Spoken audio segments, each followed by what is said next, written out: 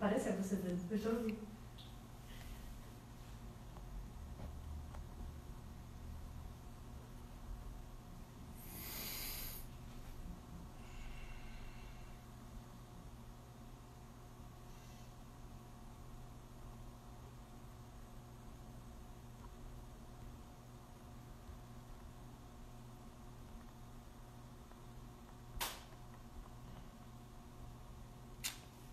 Boa noite, pessoas. Vou esperar o pessoal entrar aí, tentar adicionar o Tiago.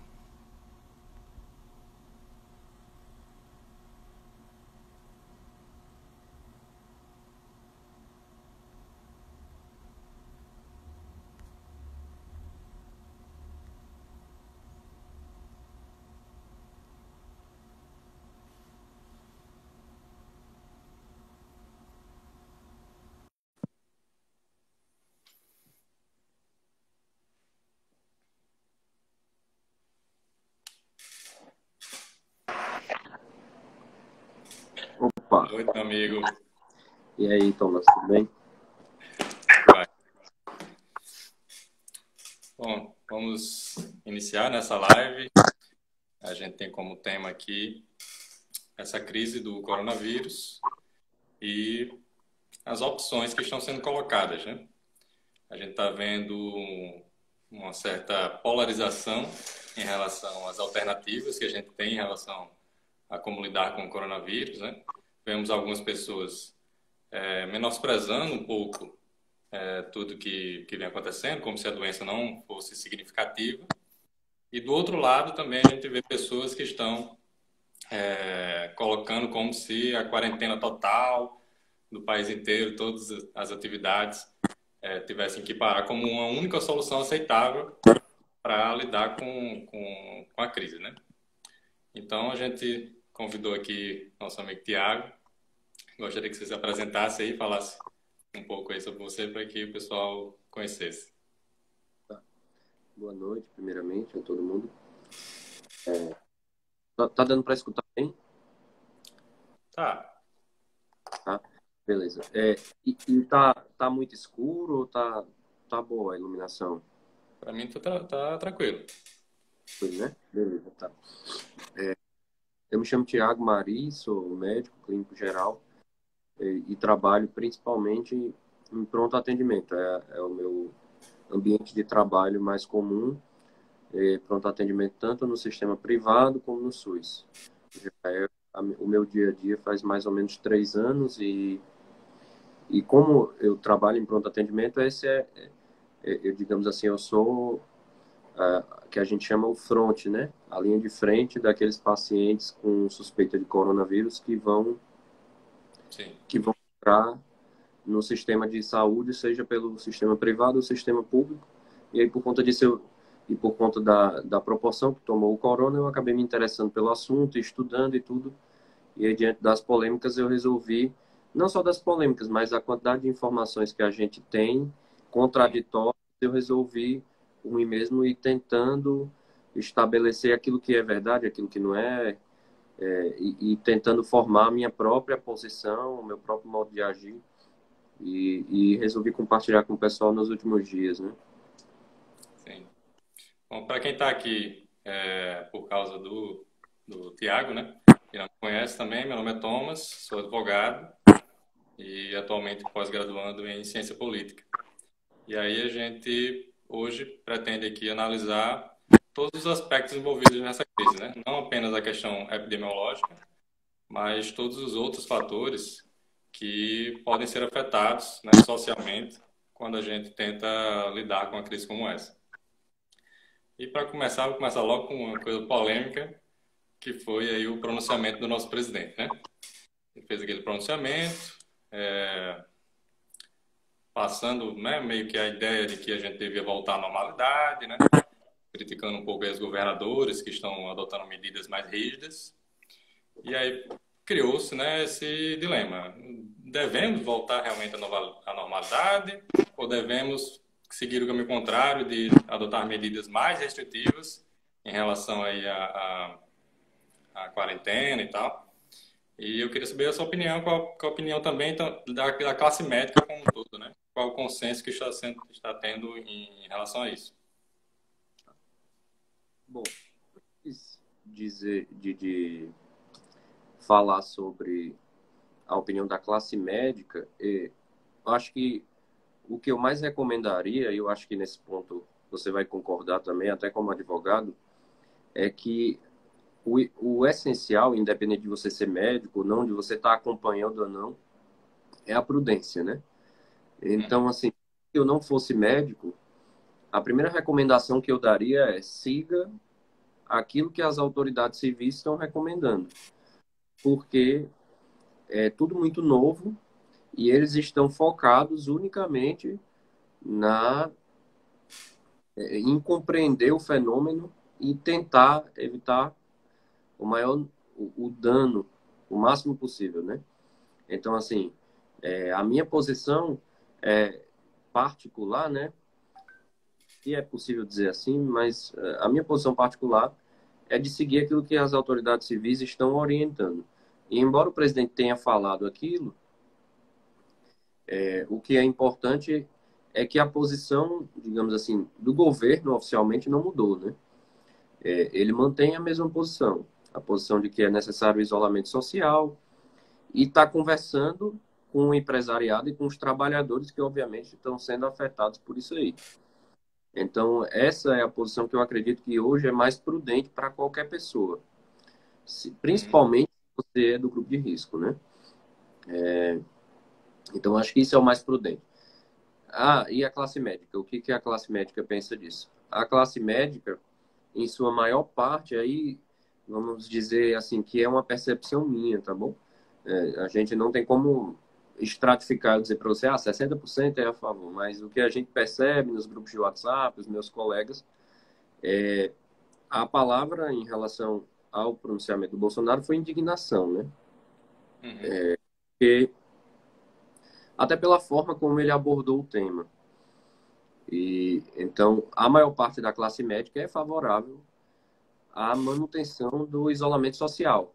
Agora, existem sim pessoas que têm se alinhado aos poucos com, digamos assim, o isolamento vertical, como chamam, né? O lockdown vertical, que seria a clusterização, como eu falei na minha live. É possível que o pessoal que veio aqui por você não saiba, mas eu fiz uma live ontem e eu falei da clusterização, né? Que seria o quê? Seriam os grupos de risco ficarem isolados e os mais jovens irem para a rua trabalhar para adquirir imunização. Alguns médicos têm aos poucos se alinhado a isso, pensando nos efeitos colaterais do isolamento social. E isso é a coisa mais normal do mundo, tá? Eu vejo que algumas pessoas ironizam e dizem: antes você pensava que era uma gripezinha, como disse o Bolsonaro, e agora você vê que é mais grave.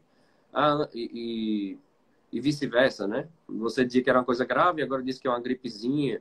Você antes se posicionava assim, agora assado. Numa situação como essa, e eu acho que porque nós estamos acostumados a essa polarização política no Brasil, as pessoas são habituadas a ter uma opinião e manter aquilo até o final, né?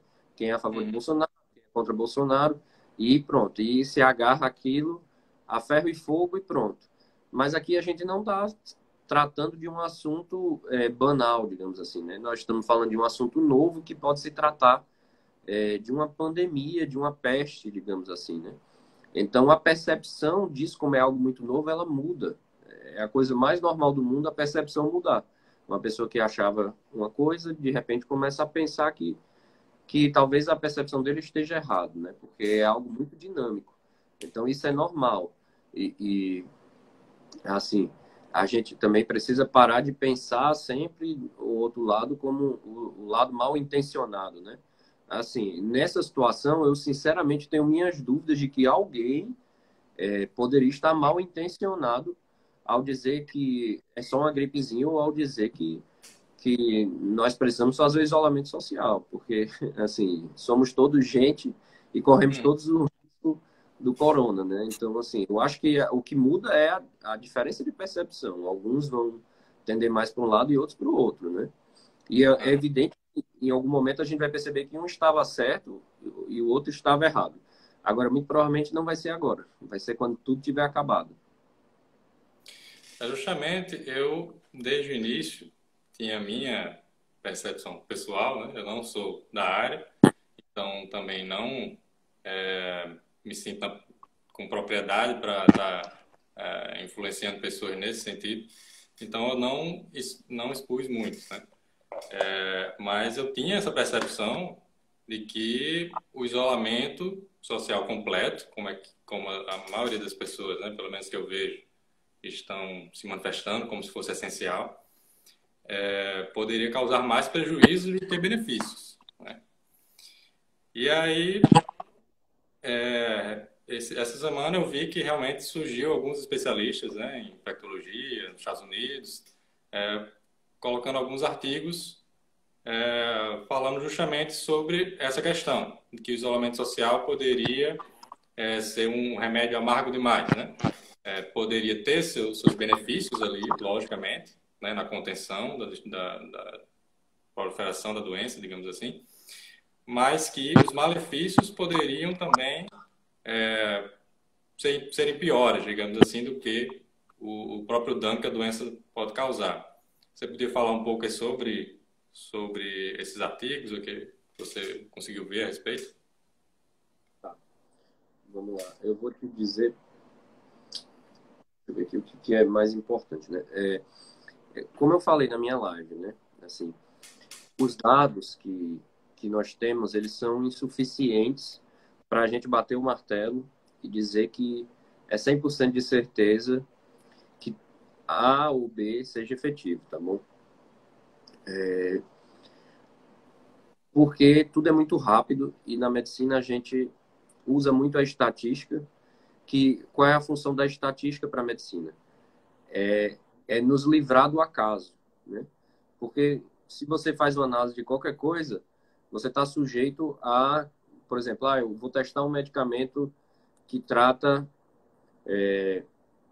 qualquer coisa, dengue, vamos supor assim. E quando eu faço essa avaliação, eu preciso garantir no meu estudo de que aquele estudo é confiável e de que não foi o acaso, porque a pessoa, por exemplo, dengue é uma doença que você, ao fim de 7, 10 dias, no máximo, você vai estar bem de novo, entendeu? Uhum. Eu tenho que garantir que foi o meu medicamento que resolveu o problema e não que ele melhorou porque ele ia melhorar, entende? Então, assim, essa é a dificuldade no caso do corona. A gente não tem como garantir que as medidas não... surtiu efeito, surtiu. Mas por quê? Surtiu efeito porque ia surtir efeito ou simplesmente porque realmente a medida foi efetiva, tá? Então, isso é a nossa maior dificuldade.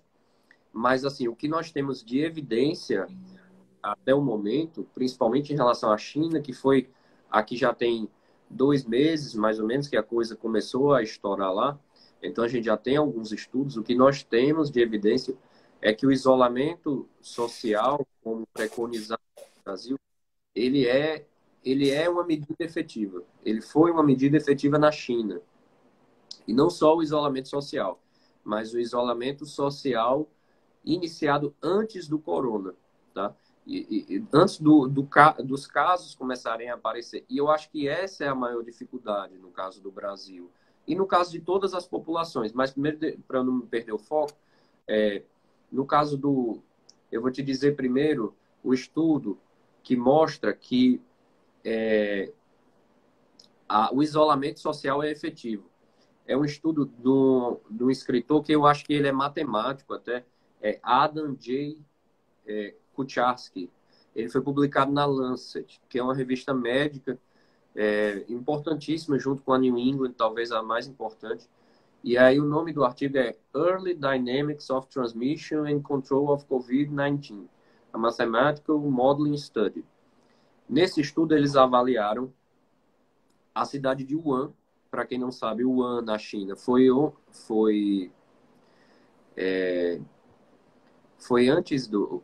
Perdão, Wuhan foi o primeiro local onde começou o Covid. E aí ele avaliou Wuhan começou vivendo a vida normal, e aí depois que a coisa estourou, eles fizeram medidas de restrições e isolamento, tá? Então, antes da restrição, você tinha uma transmissão, aquilo que eu falei na minha live, mas para quem não estava, né? A gente avalia quanto cada pessoa transmite para outras pessoas. E o R do vírus corona gira em torno de 2, 2 e pouco, 3. Ou seja, cada pessoa que adoece transmite para 2 ou 3 pessoas o vírus corona. E aí ele vai se disseminando. Para você conter uma epidemia, você precisa tornar esse R menor do que 1. E aí, o R, antes das medidas de restrição, lá em Wuhan, era 2,35. Ele variava entre 1,15 e 4,77. Então, cada pessoa transmitia para 2,35 pessoas, digamos assim. E aí, depois que as medidas foram implementadas, eles avaliaram novamente o R. Uma semana depois. As medidas foram implementadas em 23 de janeiro desse ano. Sim. Uma semana depois, eles avaliaram. E o R estava em 1,05. Então, eu não fiz essa conta porque eu não tive tempo hoje, mas quem tiver a curiosidade e quiser até postar aqui, dividir 1,05 por 2,35 e aí a gente vai chegar no valor do quanto foi reduzido o isolamento social, reduziu a transmissão do corona, tá bom? E aí, mas além desse estudo, um outro estudo também que é até mais importante, que ele é um pouco assustador até, que é o que eu falei. Foi avaliado a necessidade de começar esse isolamento social antes do corona chegar. E aí eles fizeram, o pessoal lá de Harvard fez uma comparação entre Wuhan e cara, o nome é chinês, né? Guangzhou, não sei como é que pronuncia, Guangzhou. Eles fizeram um comparativo, né? Do quanto o isolamento, o nome do artigo The Demand for Inpatient and ICU Beds for COVID-19 in the US. Lessons from Chinese Cities. Que diz o seguinte, o título do artigo significa o seguinte: a demanda por internação e leitos de UTI pelo COVID-19 nos Estados Unidos, lições da China, tá? E aí ele avalia o quanto foi necessário leitos de UTI em um ano, que iniciou as medidas depois que começou, e quantos leitos de UTI foram necessários lá em Guangzhou. Em Wuhan, eles iniciaram as medidas de isolamento 6 semanas após a doença ter se instalado. Aí eu vou dar os números, tá? Eles precisaram de 637 leitos de UTI e 3.454 leitos de enfermaria para internar os pacientes, tá? Repetindo o número, 637 leitos de UTI e 3.454 leitos de enfermaria, que é leito de internamento comum. Só que o detalhe, por dia isso, tá bom? E aí, durante o pico da epidemia, 19.425 pacientes foram hospitalizados. 9.689 foram considerados em condições sérias, graves, e foram precisos 2.087 leitos de UTI. 2.087 leitos de UTI por dia, mais uma vez, tá bom? Guangzhou iniciou medidas de restrição uma semana antes de a doença chegar. E aí foi avaliado que a média era 9 leitos de UTI por dia, 9 contra 637, tá bom?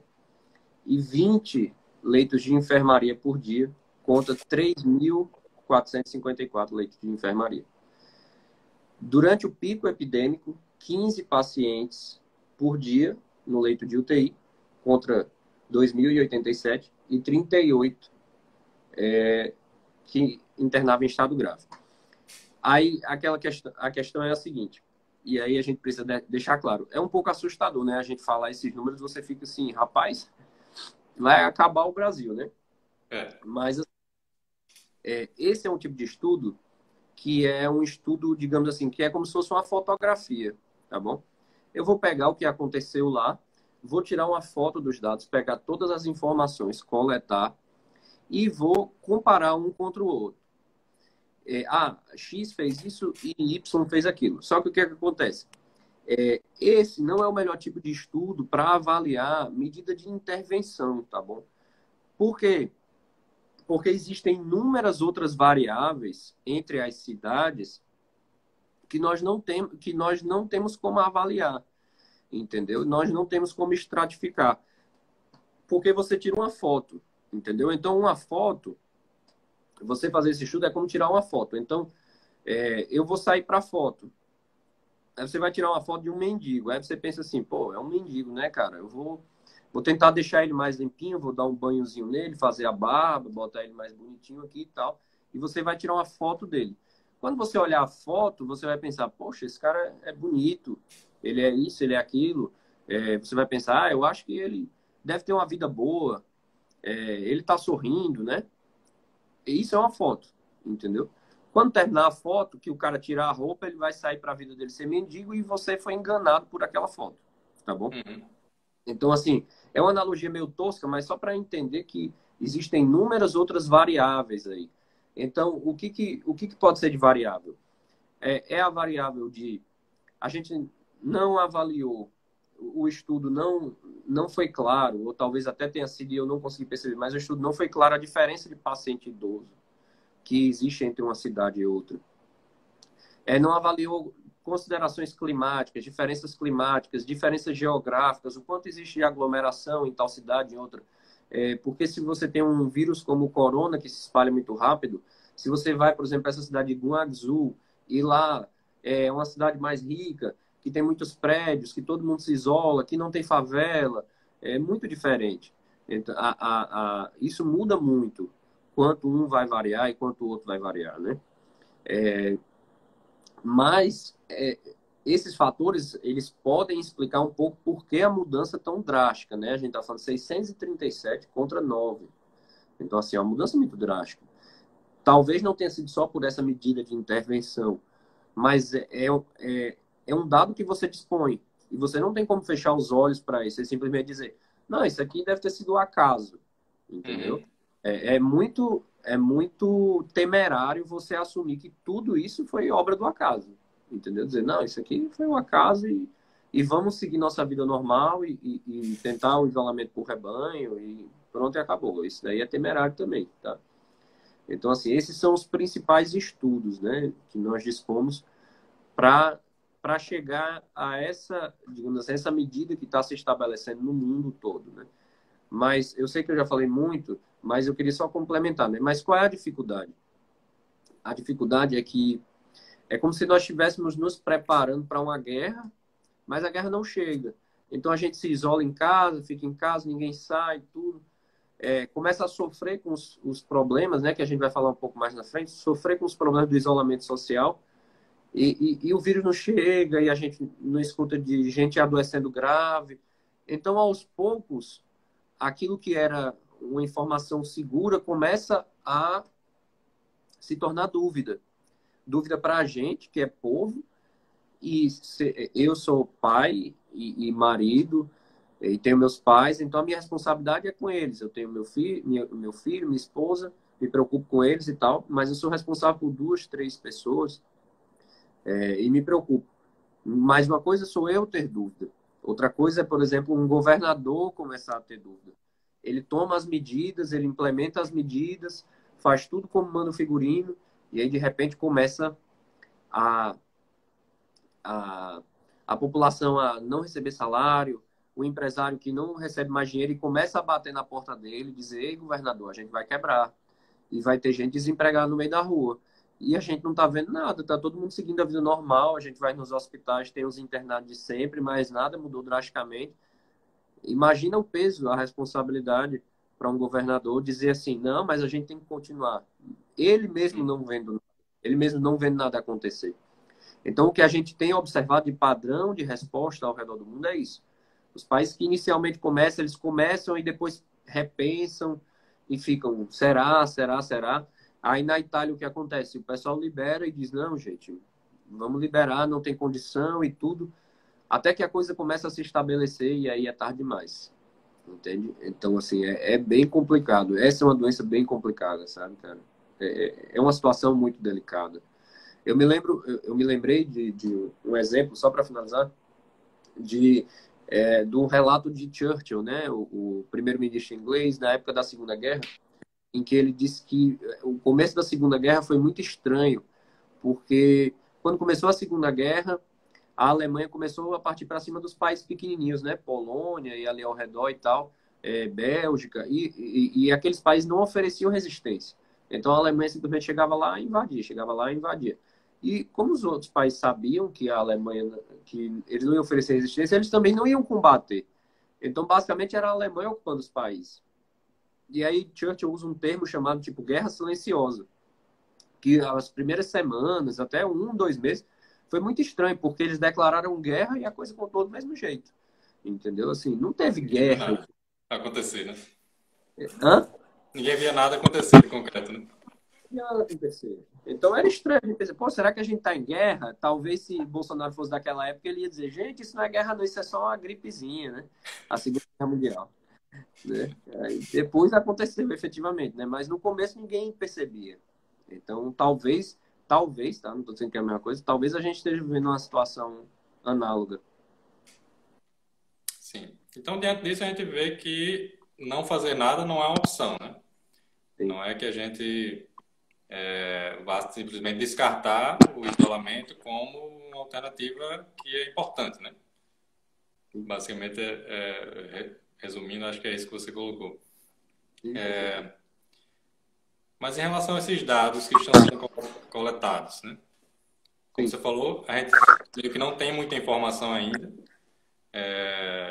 Está meio a carruagem andando e a gente tentando consertar a roda, né? Então, os dados vão sendo coletados e a gente fazendo, tomando as medidas, né, no decorrer da evolução das descobertas em torno dessa doença.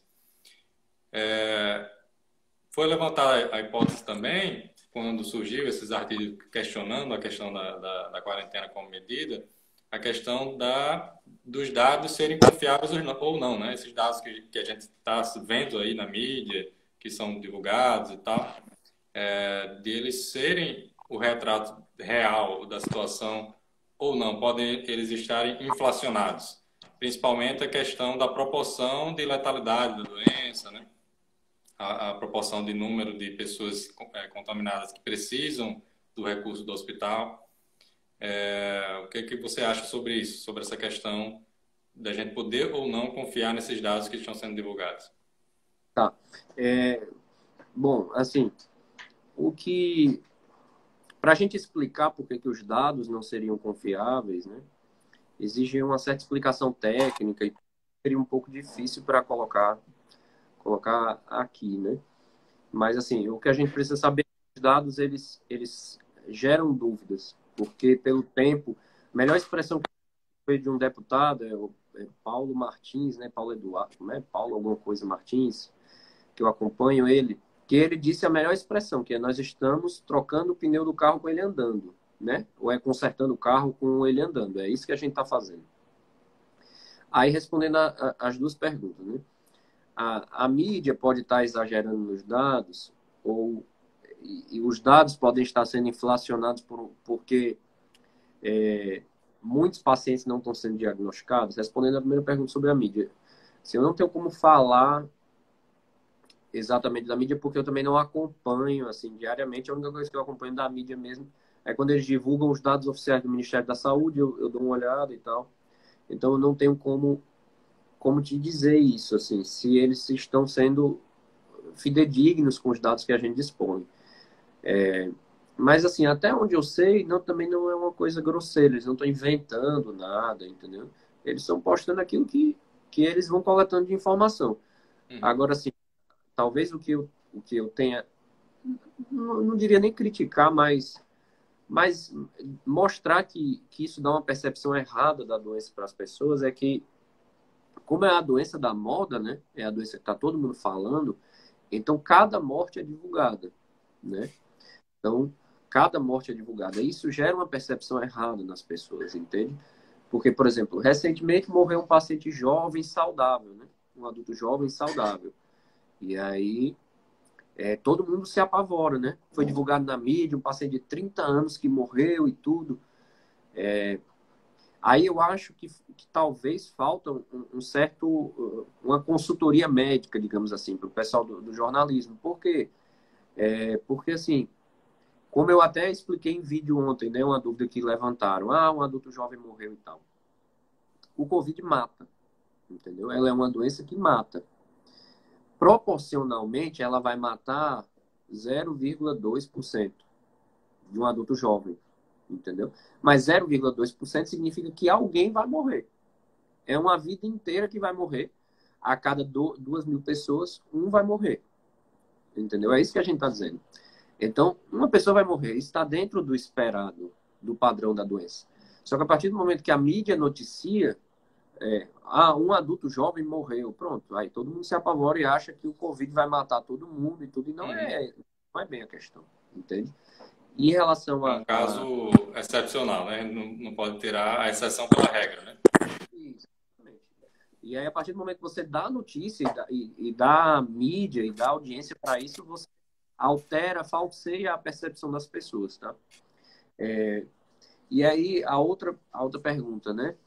Como é que será... E aí eu vou talvez explicar melhor para as pessoas até entenderem a tua pergunta e entenderem a minha resposta, né? O Ítalo Marcilli, a gente não tocou nesse assunto aqui, mas o Ítalo Marcilli, para quem conhece, fez uma live a respeito do corona, em que ele basicamente defendia a questão do sair, os pacientes não são do grupo de risco, sair para a vida normal. E aí, em um dado momento da live, ele disse que a mortalidade do corona é muito menor do que o noticiado, porque vários casos de corona não estão sendo diagnosticados. E aí, por isso, a mortalidade do corona é ainda menor. Então, assim, essa informação ela não é precisa, tá bom? Ela é errada. Por quê? Eu vou explicar como é que funciona para as pessoas entenderem como é que funciona a avaliação de mortalidade ou letalidade de uma doença no nosso país, que deve ser basicamente como funciona em outros locais do mundo. Quando o paciente vai a óbito, ele morre no hospital ou em qualquer outro lugar, a gente precisa fazer um atestado de óbito. E aí, no atestado de óbito, a gente vai colocar a causa mortis, o que foi que matou aquele paciente. Então, se a gente chegou ao diagnóstico de infarto, a gente vai colocar lá, infarto. E aí, vai colocar a causa mortis como infarto. E aí, esse dado, ele vai ser coletado pelo sistema que existe lá no governo. Eles têm um sistema de informação de mortalidade lá, e eles vão saber que, por exemplo, em Fortaleza, no dia 26 de março, morreu um paciente de infarto. E aí, eles vão pegar aquelas informações de mortalidade a partir do diagnóstico que foi dado para saber quantas pessoas que tiveram infarto efetivamente morreram, entendeu? Então, assim, a gente só tem como chegar a uma taxa de letalidade ou de mortalidade pelo diagnóstico dado. Toda doença é assim, entendeu? Nenhuma doença eu tenho como, por exemplo, dizer pneumonia. Quanto pneumonia mata? Eu não tenho como dizer assim, não, a pneumonia mata muito menos. Porque muita gente tem pneumonia, não é diagnosticado e fica bem. Não é assim, entendeu? A gente precisa ter o diagnóstico para, tendo o diagnóstico, quantas pessoas tiveram pneumonia? 1.000. Dessas, quantas morreram? Vamos ver aqui no nosso sistema. Pronto, aí a gente tem a informação do quanto a pneumonia mata. É isso que a gente calcula. Qualquer doença que você procurar sobre letalidade, é assim que ela foi calculada. Agora, o que muda de país para país, obviamente, é que em países com melhores condições, eles conseguem fazer testes específicos para ter certeza que a pessoa tem uma pneumonia, tem um corona. Então, eles vão ter um teste mais acurado, digamos assim. Mas isso não altera a taxa de mortalidade de uma doença, entende? Porque toda ela só pode ser feita com quem chega ao diagnóstico, senão seria um caos, entende? Não sei se deu para entender, assim, acho que deu, né? Porque o Ítalo ele falou que teve experiência na questão do navio, né? Que teve ali um grupo de pessoas que ficaram reclusas dentro do navio e tal, e a taxa de mortalidade foi bem mais baixa do que o padrão, digamos assim. Mas ali a gente tinha um grupo fechado, né, em que todas as pessoas foram testadas, mesmo estando sintomáticas ou não, porque a pessoa pode pegar, né, a doença e não ter sintoma nenhum, né? Sim. E aí, a gente fazendo o teste fora desse contexto recluso ali do navio, teoricamente, só quem se submete ao teste é quem tem sintomas, né? Sim. Então, se, por exemplo, 90% das pessoas pegam o vírus, mas não são sintomáticas, elas não estão se submetendo ao teste, não estão sendo diagnosticadas e estão fora da proporção para se analisar quantos por cento precisam de internamento, né? Quantos por cento precisam ou morrem, né, por causa da doença. Elas ficam fora da estatística, né? Só vai se analisar aquele número de pessoas que foi diagnosticado, ou seja, estaria se analisando, na verdade, só os sintomáticos. Dos sintomáticos, morreram tantos por cento, na verdade, né? Eu acho que o que ele colocou foi isso. Mas eu entendi a sua explicação, realmente, né? De fato, se a gente for comparar com a letalidade de qualquer outra doença, né? Como, por exemplo, a gripe comum, que também é letal, né? Em alguns casos. Se a gente for comparar, então, na verdade, elas seguiram os mesmos critérios, né? Nem todo mundo que tem gripe também é diagnosticado. Então, né? A proporção observada lá no estudo segue o mesmo critério, né? Sim. Eu queria que a gente entrasse na questão dos efeitos colaterais também em relação à adoção da quarentena, principalmente uma quarentena longa, né? Como uma medida, certo? Lógico que ninguém está propondo, pelo menos eu não vi ninguém propondo que simplesmente a gente não faça nada, né? Algumas pessoas, né, talvez por falta de informação, acham que realmente não é nada e vai passar e a gente não precisa tomar nenhuma medida. Mas a gente tem que ver também qual é o grau de quarentena que a gente precisa estabelecer, né? E o que eu vejo é que muitas pessoas, muitas mesmo, estão colocando como se a gente precisasse fazer uma quarentena total, de todas as pessoas ficarem em casa por 4 meses, né? Assim, algo bem rígido realmente, né? Que com certeza teria consequências, né? Consequências, e não são consequências apenas em relação a dinheiro, né? Eu fiz, antes de passar a palavra para você, eu fiz também um levantamento de dados sobre esses impactos sociais, né? Então, eu vejo muitas pessoas falando que é como se quem se preocupasse com a economia estivesse colocando, né, o dinheiro, o lucro, acima das vidas humanas, né? Mas no momento em que a gente, né, faz algo que inevitavelmente vai quebrar a economia, como é o caso, né? Se a gente parasse o país por 4 meses, quebraria a economia, inevitavelmente, a gente também está afetando vidas humanas. Então, eu trouxe, por exemplo, alguns dados para a gente analisar sobre isso, né? Por exemplo, a taxa de homicídios. A gente teve uma queda na taxa de homicídios do ano passado, né, do primeiro ano do governo Bolsonaro. Até analisei um pouco isso. Tem lá nos meus destaques, quem quiser olhar. O destaque que tem armas, certo? Que eu faço uma correlação aí entre as duas coisas.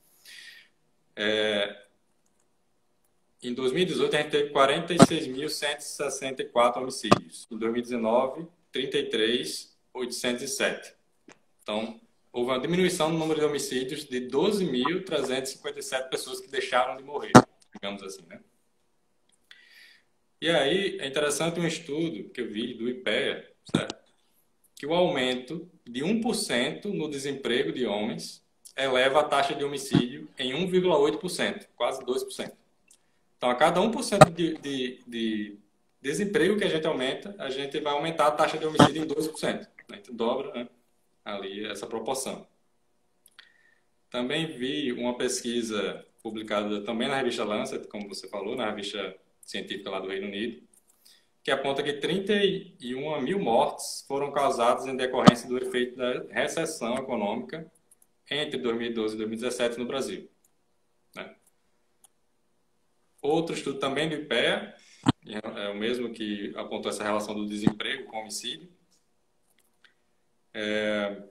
mostra que a crise econômica e o desemprego também aumentam o risco de suicídios, né?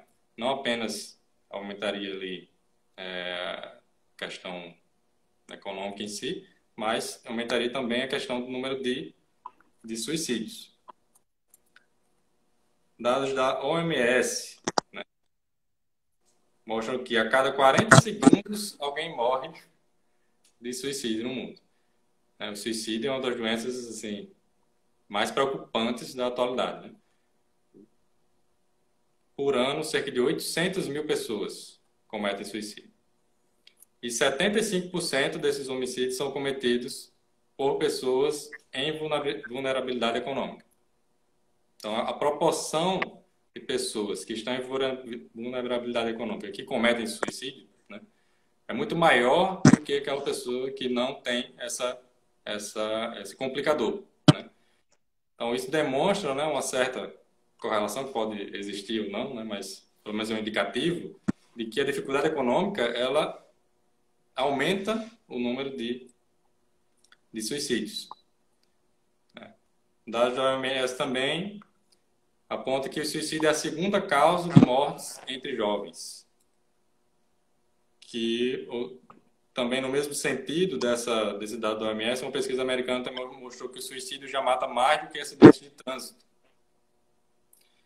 Então, assim, quando a gente fala, né, realmente em afetar a economia, né, a gente está falando também em matar pessoas, né? A gente está falando apenas em tirar o lucro de pessoas, dos bilionários, né, digamos assim. Eu sinto uma certa dificuldade das pessoas entenderem isso.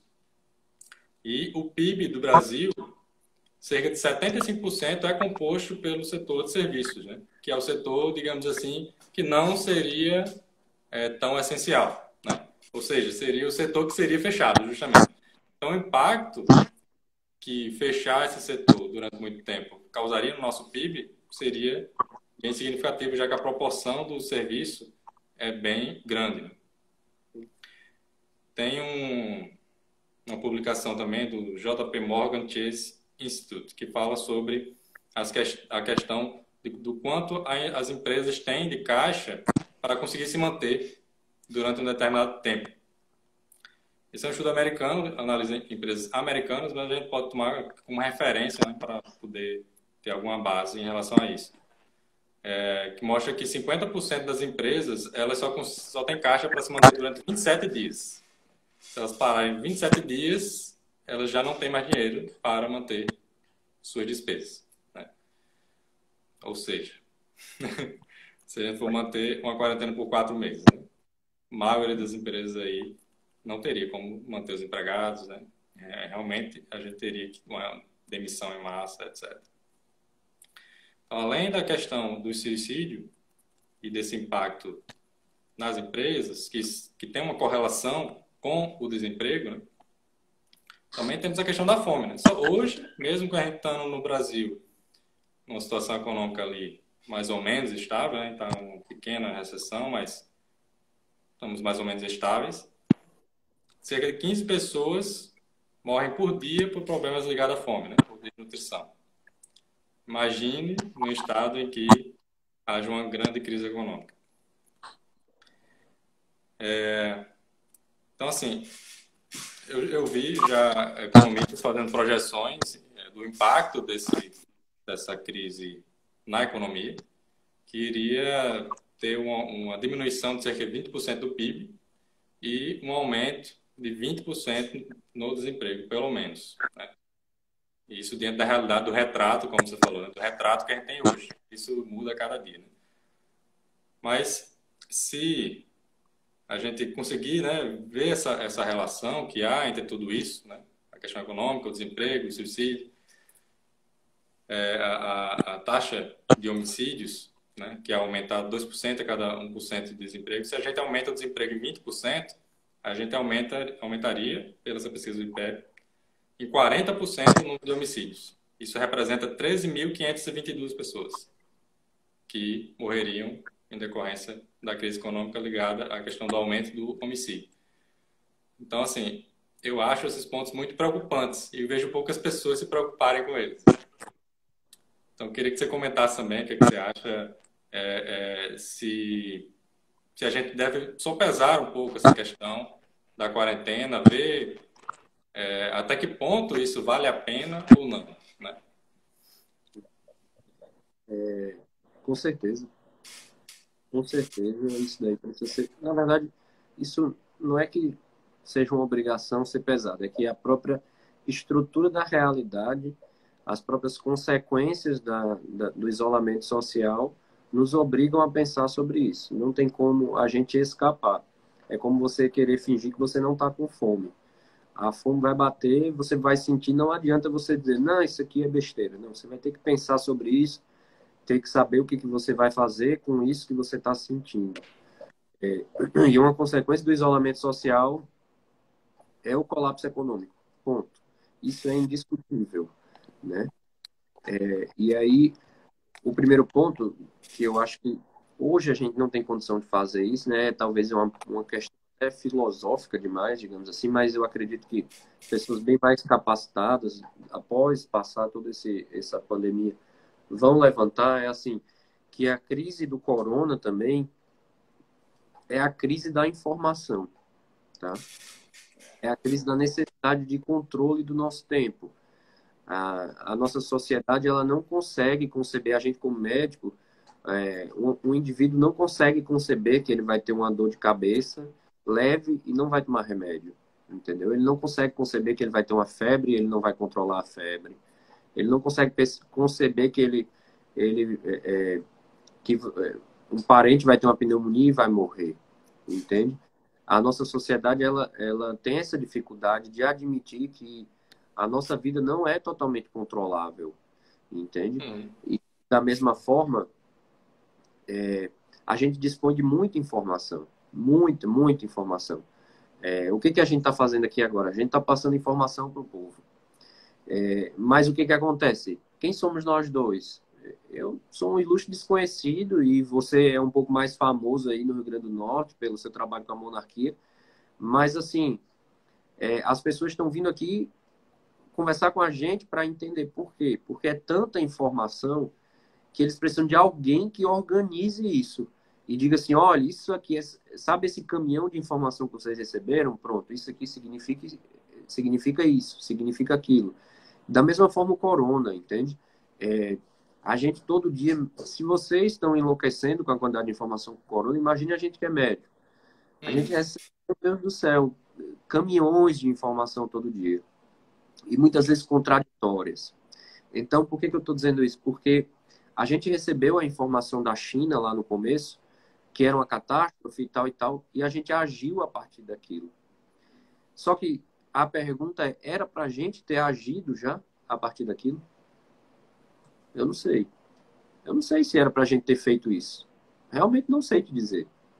Eu sei que os estudos mostram que é para a gente fazer isso hoje para diminuir a taxa de progressão. Mas as consequências vão ser piores? Eu não sei te dizer. Por quê? Porque o vírus se comportou de maneira diferente na China, na Itália, no Irã, no Japão. Me perguntaram por que no Japão não tem gente morrendo. Lá tem tanto idoso. Cara, eu não faço a menor ideia. Eu não faço a menor ideia. Eu não sei. E a nossa sociedade não sabe dizer isso. Eu não sei, eu não faço a menor ideia por que o vírus se comportou de maneira diferente no Japão. Pode ser que ele se comporte de maneira diferente aqui. E que a gente faça tudo isso e no fim das contas a gente tenha 1000 mortes. Por qual motivo? Não sei. Então, assim, a gente tem essa dificuldade de admitir que a gente não tem o controle de todas as coisas. Talvez em outras épocas, em épocas em que as pessoas acreditavam em Deus, a gente tivesse, na verdade, abrindo todas as igrejas e todo mundo indo rezar e pedir a Deus. Por quê? Porque essa é uma situação que escapa do nosso controle. Nós não temos o controle da situação. Tudo que nós estamos fazendo é tentar ao máximo diminuir os danos. Mas é uma situação que, evidentemente, escapa do nosso controle. A gente não faz a menor ideia. Entende? Então, assim, existe muitos efeitos colaterais envolvidos. Como você falou, a discussão é pobre. A discussão a respeito disso é pobre. Pela nossa cultura, também pela má vontade que muitas pessoas têm com Bolsonaro, muitas vezes uma má vontade justificada também, porque ele não se abre ao diálogo. Nos Estados Unidos, todos esses artigos que você citou, a maioria deles são americanos. Por quê? Porque nos Estados Unidos eles estão discutindo isso com maturidade. A partir do momento que eles fizeram o isolamento social, eles perceberam que o país está quebrando. E aí eles não têm como isolar as pessoas. sob pena de tudo que você falou. A taxa de suicídio aumentar, a taxa de depressão aumentar, a taxa de ansiedade aumentar, a taxa de homicídio aumentar, a taxa de fome aumentar, a taxa de miséria aumentar, as empresas fecharem, o desemprego acontecer, e aí quem está desempregado não tem como alimentar a sua família, quem está desempregado fica depressivo, quem está desempregado se suicida, quem está desempregado assalta. Esses são problemas que são reais e a gente não tem como fugir disso, entendeu? Então o que falta realmente são as pessoas levantarem essas questões. Mas aí eu repito, a gente não pode fingir que isso não é grande parte culpa do Bolsonaro, que repete que nós temos uma gripezinha. Um presidente que diz que nós temos uma gripezinha, quando nós temos inúmeras pessoas morrendo dessa gripezinha, é uma pessoa que não faz a menor ideia do que é ser um presidente. Entendeu? Porque se somente uma pessoa tivesse morrido por corona, foi uma pessoa do país que ele se diz líder. Então você, como líder, não vai desdenhar da morte de ninguém, porque é isso que ele faz. E é isso que está acontecendo. Cada pessoa que morre vai se lembrar, não vai ser a primeira nem a segunda coisa, talvez, mas vai se lembrar mais na frente que o presidente do país dela, mesmo que ele odeie o Bolsonaro, que tenha votado em outra pessoa, mas vai se lembrar que o presidente do país dela disse que aquilo que matou o pai, o tio, o avô, o primo dele, o presidente disse que era uma gripezinha, entendeu? Então, assim, a discussão falta profundidade. Isso tudo que você falou é verdade.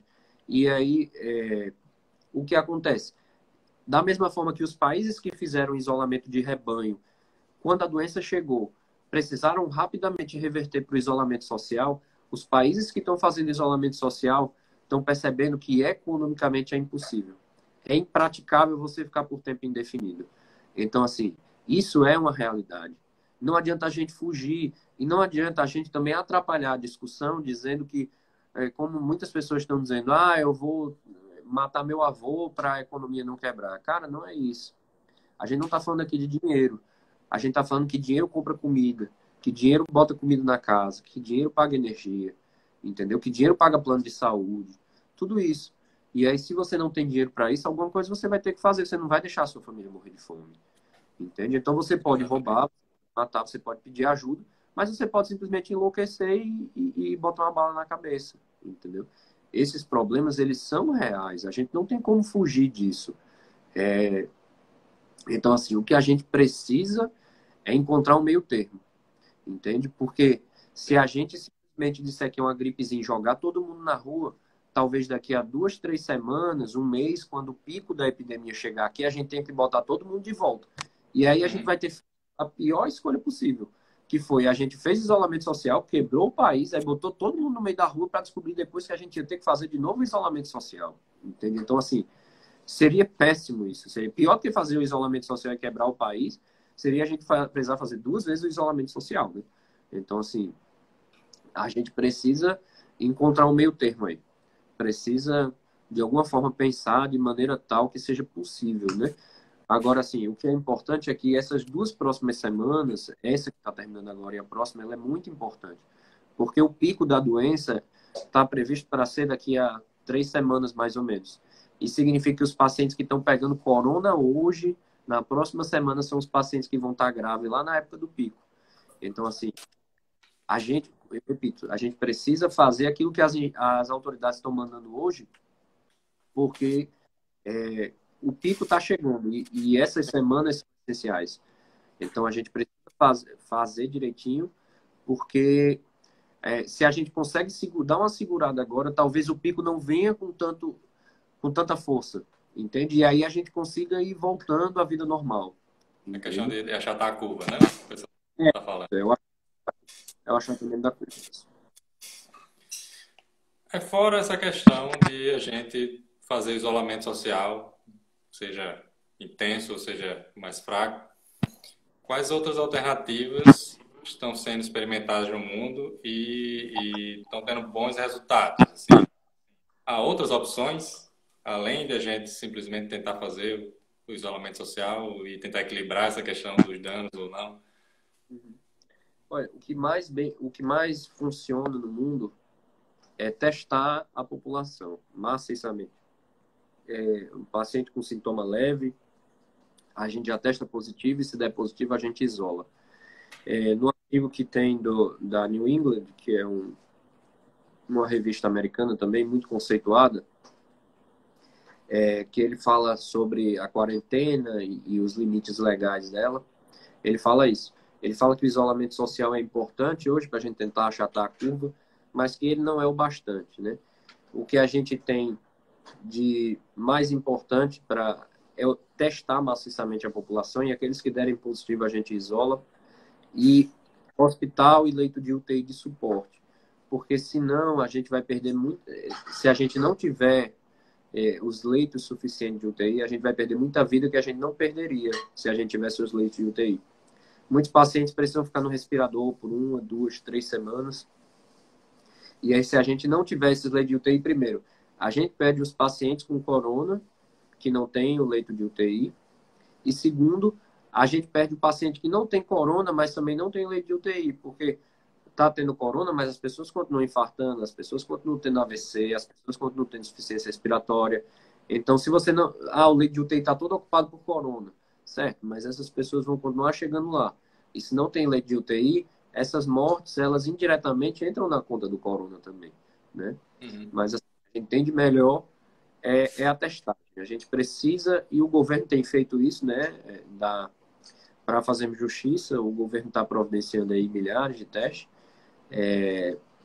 Precisa ter esse teste, né? Se a gente, por exemplo, a gente faz um isolamento social e aos poucos a gente vai abrandando esse isolamento pela questão das empresas, da economia e tudo, para a gente tentar não matar o nosso povo de fome, se isso é sincronizado com o aumento da testagem, uma testagem rápida, um teste rápido que sai em poucos dias ou até testes que saem na hora, se a gente consegue fazer isso simultaneamente, ao mesmo tempo que a gente vai abrandando, a gente está testando mais gente, aí a gente consegue ter uma certa segurança nessa saída para a vida normal. Porque o paciente vai ter o teste na hora, deu positivo, você vai ficar em casa, você não vai trabalhar e você vai estar controlando bem a doença. Então, assim, isso é o que melhor funciona. A Coreia do Sul foi um exemplo nisso e eles testaram, deixa eu ver se eu tenho um número aqui, 300 mil testes a Coreia fez até o momento, até o dia 20 de março, eu acho, entendeu? E eles tiveram uma mortalidade de 0,7%, eu acho. Para você ter uma ideia, o corona mata em mais de 80 anos. A mortalidade em mais de 80 anos na Coreia foi 7,2%. Na China foi 14,8%, ou seja, mais que o dobro. Nossa. A Acho que o Coreia, diagnóstico precoce também já ajuda, né? exatamente, é essencial, né? É essencial. E aí também, mais uma vez, fazendo justiça, aquilo que o governo tem feito, todo paciente com gripe, a gente hoje, como médico, a gente tem o dever legal mesmo, de isolar ele por 14 dias. Então, muitas vezes o cara não vai estar gripado, ou ele não vai estar com corona, ele está só gripado. Mas o que o governo disse foi, bota esse cara para casa, porque a gente não tem certeza que não é corona. Então, assim, essa é uma medida também muito importante que tem sido feita, que a gente já faz hoje, né? Tiago, meu amigo, a gente está quase completando 1 hora de live, então vamos ter que encerrar. Tá muito boa a conversa. Gostaria de agradecer você por ter aceitado o convite. Realmente, eu achei sua posição bem centrada, bem sensata no conteúdo que você está compartilhando. E achei interessante trazer isso para cá, para a gente conversar um pouco. Sim, Então, muito obrigado, meu amigo. Valeu, cara, foi muito bom, viu? Então, um abraço, pessoal. Não vai dar tempo, eu acho que a gente responder as perguntas. Eu vi que algumas pessoas fizeram perguntas interessantes, mas sigam aí o Tiago, vocês podem perguntar a ele está respondendo lá nos stories. E também estou à disposição, caso vocês queiram enviar alguma pergunta depois. Um abraço. Até mais, né? Valeu, gente. Tchau, tchau. Um abraço.